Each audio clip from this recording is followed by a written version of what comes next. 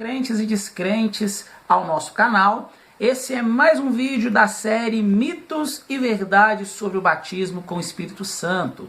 No vídeo passado nós falamos sobre o mito da manipulação do Espírito Santo, que acontece em muitas igrejas por aí. Abordamos os primeiros 3 versículos desse capítulo 2 do livro de Atos. E no vídeo de hoje nós vamos dar sequência a esse capítulo 2 do livro de Atos a partir do versículo 3. Então já de início acompanhe esse texto que vai aparecer para vocês aí na tela.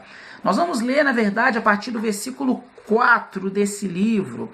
A partir do versículo 4, eu vou ler o versículo 3 para fazer a introdução, mas o nosso foco vai ser do versículo 4 até o versículo 6, para que a gente possa entender quais são as línguas que desceram, que apareceram, que se manifestaram sobre os discípulos lá nesse acontecimento do Pentecostes. Então, o título dessa mensagem, desse vídeo de hoje, é as línguas, se eram línguas estranhas, se eram idiomas, ou quais eram as línguas que foram faladas lá no Pentecostes. Vamos acompanhar então o versículo 3. O versículo 3 está descrito assim: e apareceram-lhe então línguas como de fogo, que se repartiram como que de fogo, pousando sobre cada um deles. Aqui como eu já disse para vocês em vídeos anteriores, a minha Bíblia é uma linguagem mais literal, então traduz palavra por palavra, mas o texto que está aí para vocês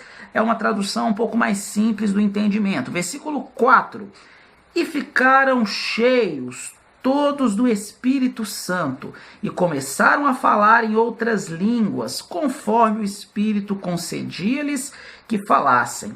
Versículo 5: estavam então em Jerusalém residindo judeus, homens piedosos de toda a nação existente debaixo do céu. E para fechar, o versículo 6: por causa do som que se ouviu, o som este, ajuntou-se a multidão e ficou perplexa, porque ouviam cada um na sua própria língua, falando-lhes.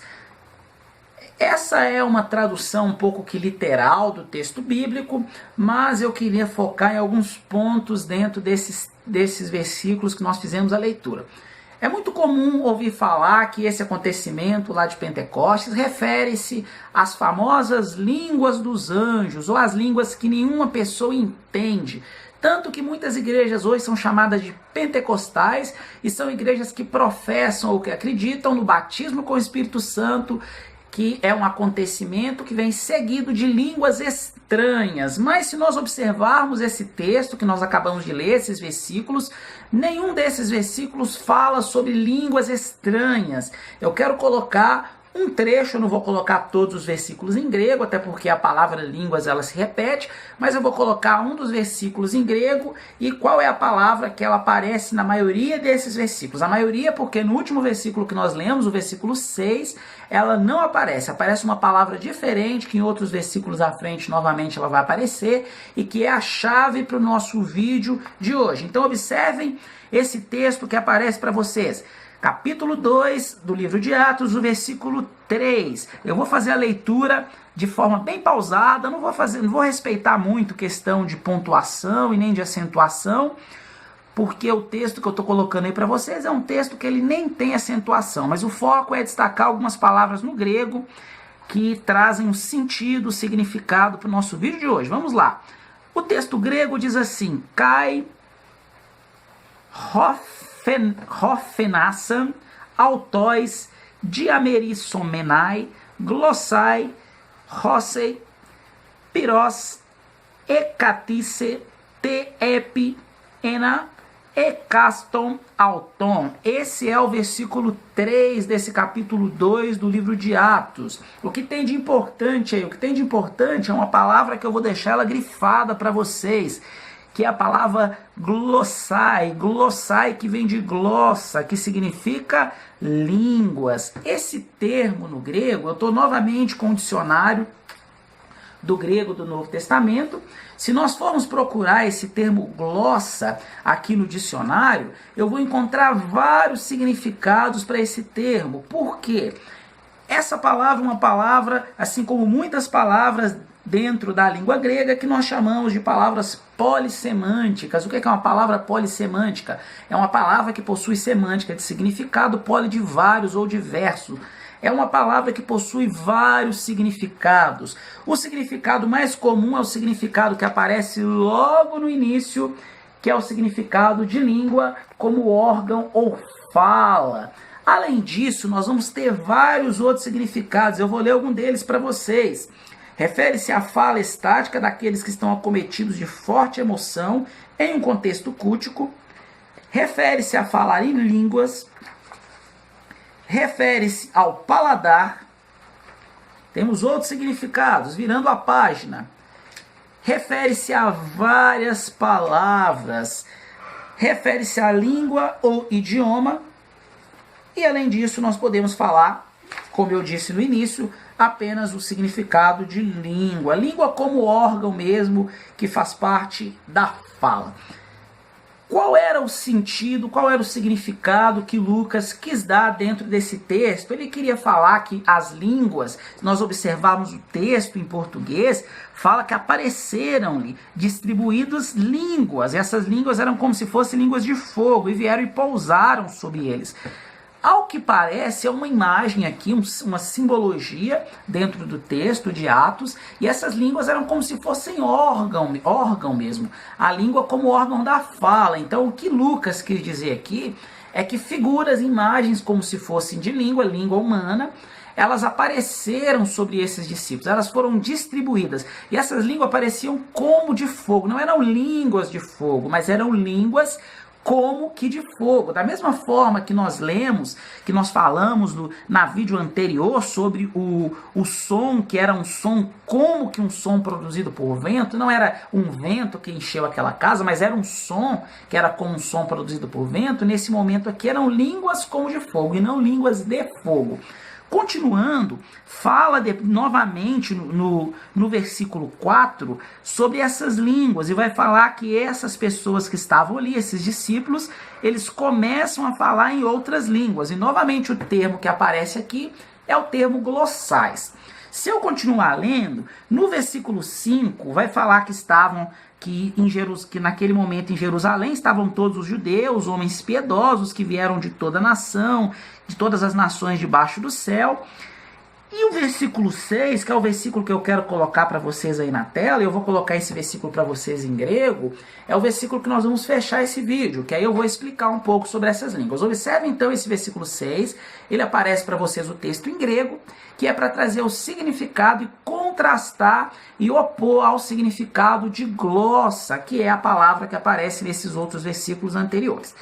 Observe o texto em grego. O texto em grego é um texto que eu vou destacar apenas uma palavrinha para vocês, não vou fazer toda a leitura do texto em grego, mas eu quero destacar uma palavra que aparece no final, que é a palavra dialecto. Observem essa palavra dialecto que aparece aí para vocês. Em português está escrito que, por causa do som que se ouviu, ajuntou-se uma multidão, e esta ficou confusa, porque ouviam cada um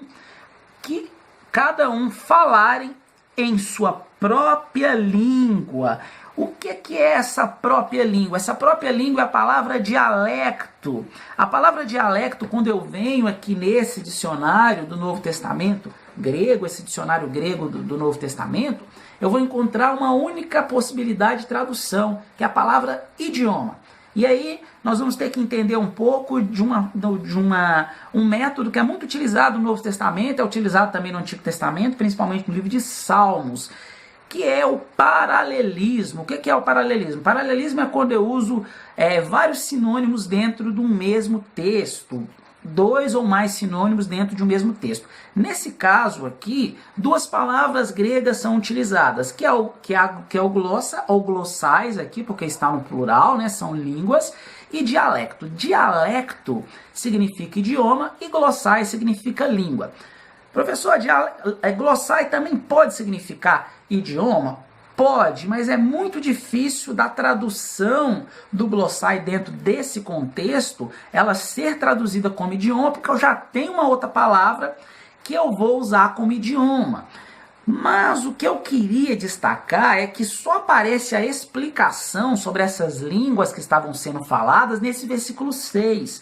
O que parece que o autor ele quis mostrar aqui.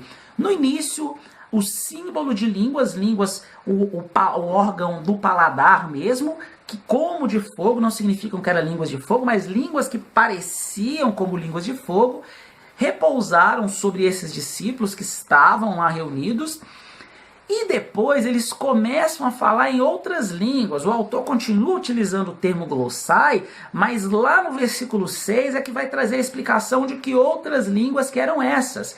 Que ao invés de continuar usando o termo glossais, ele vem no versículo 6 e usa o termo dialecto. E dialecto só tem uma possibilidade de tradução, que é idioma.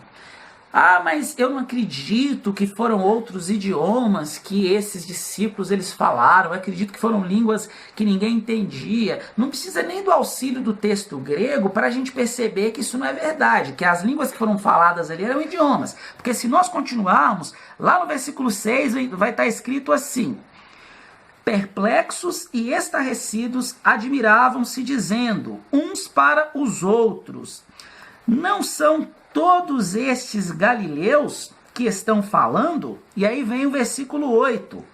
Como nós estamos então ouvindo cada um em nossa própria língua, na nossa própria língua em que nascemos. E a palavra que aparece aqui não é glossai, mas novamente é dialecto. E como eu disse, a única possibilidade de tradução para dialecto é idioma. E aí eu queria fechar com a seguinte reflexão.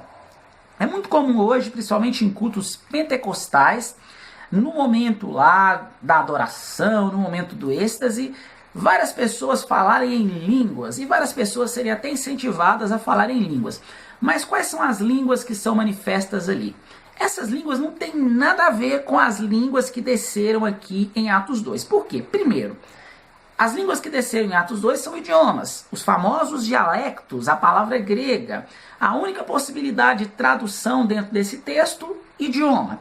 O glossai, que aparece mais acima, ele também teria possibilidade de tradução como idioma. Mas o que o contexto demonstra a princípio é que poderia ser ali o autor, Lucas, está falando sobre o órgão da fala. Mas como ele vai continuando essa descrição, ele não fala mais sobre glossai, mas ele fala sobre dialecto. E ele fecha a resposta que aquela multidão atônita dá. Nós estamos ouvindo eles falarem em nossa própria língua, e a palavra que é usada por Lucas é a palavra dialecto. Então a única possibilidade é que lá em Atos, as línguas que desceram sobre aqueles discípulos, as línguas que se manifestaram sobre eles e que eles falaram, eram idiomas, e não línguas estranhas, e não línguas dos anjos, e não línguas inteligíveis, mas única e exclusivamente idiomas. Se você continuar lendo o texto, vai falar até quais línguas foram essas, porque na continuidade do texto vai dizer que, lá no versículo 9, que tinham partos, medos, elamitas, pessoas que habitavam a Mesopotâmia, pessoas da Judéia, da Capadócia, do Ponto, da Ásia, versículo 10, da Frígia, da Panfilha, do Egito, das regiões da Líbia, de perto de Cirene, romanos, prosélitos, cretenses, árabes, todos eles ouviam falar em suas próprias línguas. E aí tem uma coisa interessante, no versículo 11 fecha usando glossais. Olha que interessante, Lucas usa de paralelismo. O glossais aqui tem o mesmo significado de dialecto. O glossais aqui não são línguas que ninguém entende, mas são línguas daquelas pessoas que estavam presentes ali, judeus de toda parte daquele Oriente próximo e do Oriente também um pouco mais distante. Nesse vídeo nós falamos sobre as línguas que desceram lá em Pentecostes, que não são línguas dos anjos, que não são línguas que ninguém entende, mas que foram idiomas. Idiomas, alguns falam de cerca de 17 nações que estavam ali. Então idiomas de cerca de 12 a 17 nações existentes naquele momento. No próximo vídeo nós vamos falar sobre como surgiu o Pentecostes, como era retratado o Pentecoste no Antigo Testamento e desmistificar o pentecostalismo sendo utilizado baseando-se em cima desse acontecimento lá de Atos 2. Aguardo vocês!